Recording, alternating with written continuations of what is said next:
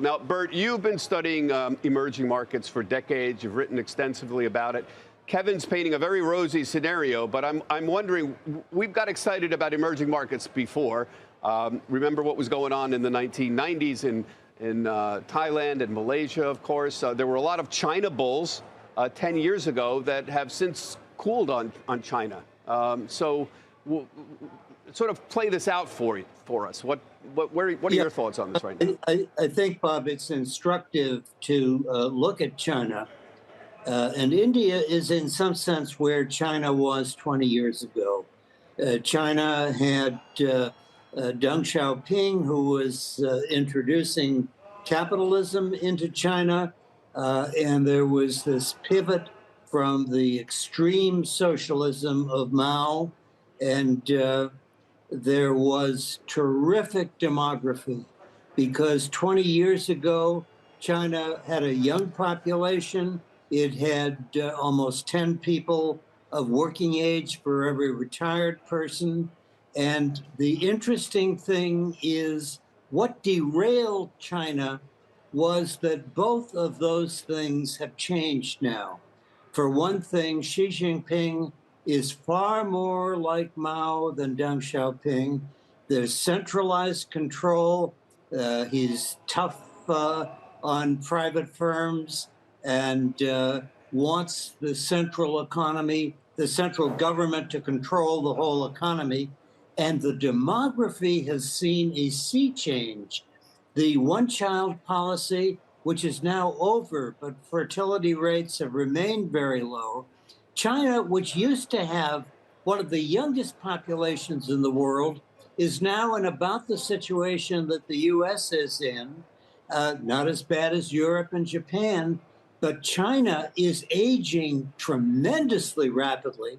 And by 2050, China will be worse than the United States, about the same as Europe, and almost as bad as Japan.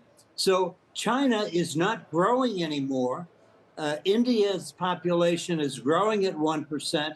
It's young, and as Kevin has said, it's tech savvy.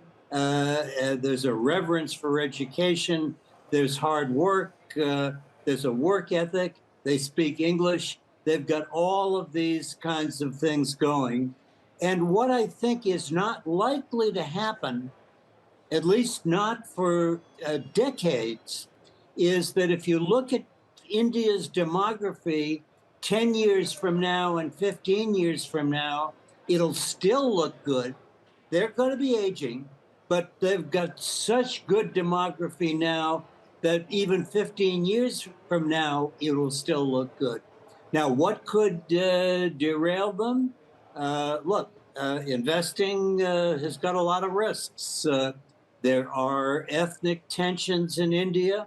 The Modi government could be replaced. But what is unlikely to happen is what happened in China. That is to say, it's unlikely to go into a dictatorship situation because India is still the largest democracy in the world. And as long as the democracy changes, yes, you could have a less favorable government, but I don't think you're going to see the things that derail China. So you're making a very good point. The problem with China is, number one, demographics are moving against them. But more importantly, I think your point about communism. I know 10 or 15 years ago, those of us who were watching the international investing community, we were all thinking of Xi Jinping as the new Deng Xiaoping. It was sort of gentle state communism a la 1970s. And what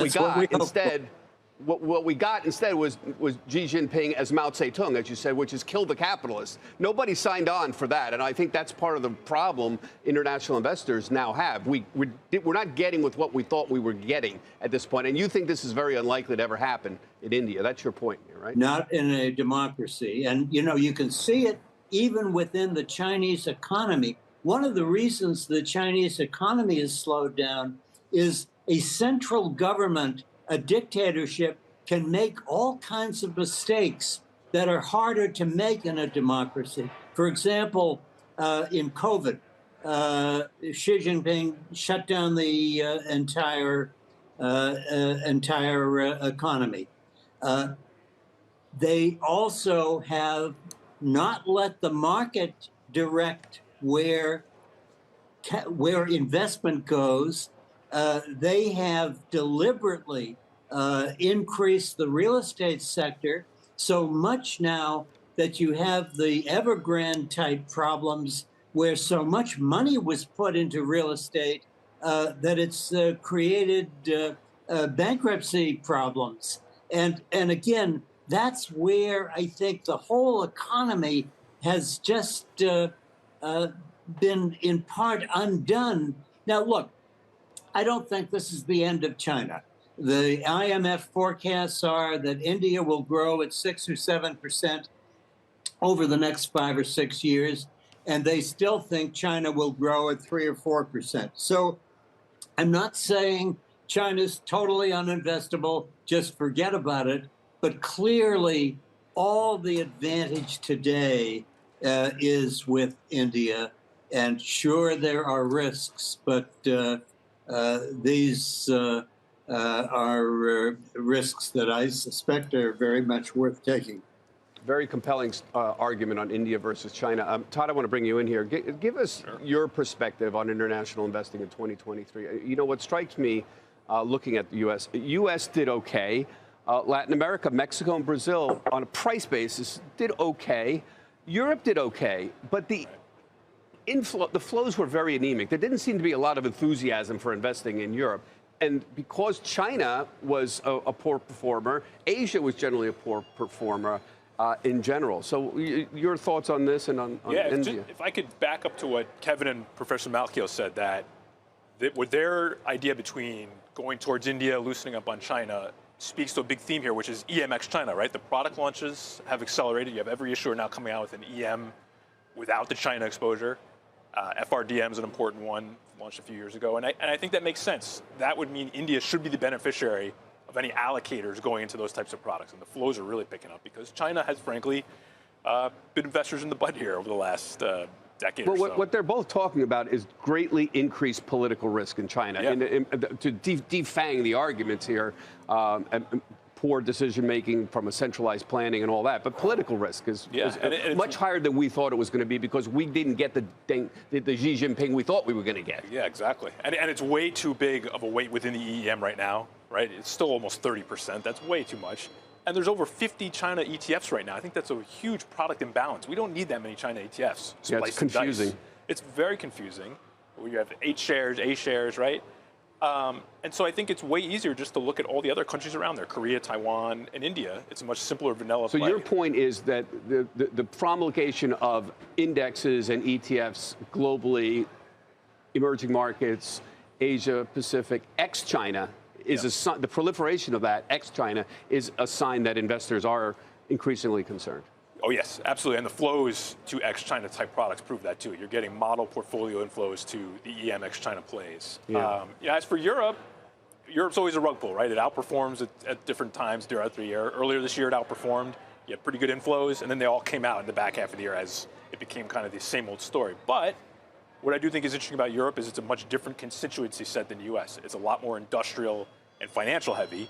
And this is the first time I can remember where we're talking about recessions and economic issues, but it doesn't involve European financial stocks. And those are actually holding up pretty well here. So maybe that does create a nice little 2024 setup for that region. Kevin, India seems to be the beneficiary of companies that are trying to diversify their supply chains out of China. How far along is that? We often talk about Apple seeking to move along, but there's other companies as well who are trying to do that. Well, I think that's very early, I think, still. The reality is that, yes, Apple has started to ramp up production in India, but its target is a lot higher. I think that they plan on having about 25% of the iPhones to be made in India by 2025. So that's definitely happening. But, you know, India needs to continue to invest in the infrastructure because that's, you know, the reason everything's made in China is because China built the world's best infrastructure to make products and get them onto a boat and off around the world. And India has made great strides in the last decade in its infrastructure, but it's got a long way to go, especially in port capacity. Yeah. So, Bert, would you agree? Development of infrastructure is the key to keeping this going. I'm assuming the political risk is on the level we think it is now, that nothing untoward is going to happen, as you mentioned there. Other than that, what else is out there? It seems to me like supply chain and building infrastructure is, as Kevin said, is the key point here. No, there's no question about that. And it will happen. It may happen more slowly than many people might like, but I think they realize that that is what is needed. And I think that that's going to be part of the growth story over the next decade. And I think it will happen. And I think that, let's just take, it's very hard predicting the future. The IMF has not had too bad a job. And as far as their economists are concerned, there will be this growth of something like 6 or 7% real economic growth versus 3 or 4 for China, about 1 for the US and Europe, and Japan losing a third of its population and stagnating. And I think those are probably the most reasonable expectations. They'll undoubtedly be wrong, as economists always are. But I think the general look at economies around the world, I would certainly put my money on India being the major economy with the best growth prospects. And I just want one last turn back to politics for either one of you, Bert or Kevin. Modi keeps trying to steer this middle ground. He keeps saying that he's neutral. Kevin, when I was talking to you on the phone, you were joking to me that Modi is one of the only people in the world who can buy all the Russian oil he wants and still get invited to a White House dinner. I think that's actually true. So are you assuming then that Modi's going to continue to maintain a neutral stance? A lot seems to depend on how well he sort of places them. They're perfectly placed globally, economically, but again, a lot of this, what we saw with China, political risk can get very high here. Well, look, as Modi has said, he's on the side of peace first and foremost. So, I think that it's unlikely that that's going to change. They are running the country like a business now, and I think he's hyper-focused on continuing that. And if you look at the progress they've made in simplifying the tax code, cutting out a lot of the challenges and paperwork that were, not very business friendly. The country has come a long way, and it's entering this really golden age. And you talk about the economic growth that's going to happen, but that digital growth that's going to happen, maybe 500% in the next 7 or 8 years, according to most estimates. So it's the remarkable. internet story that's going to be the big part of this.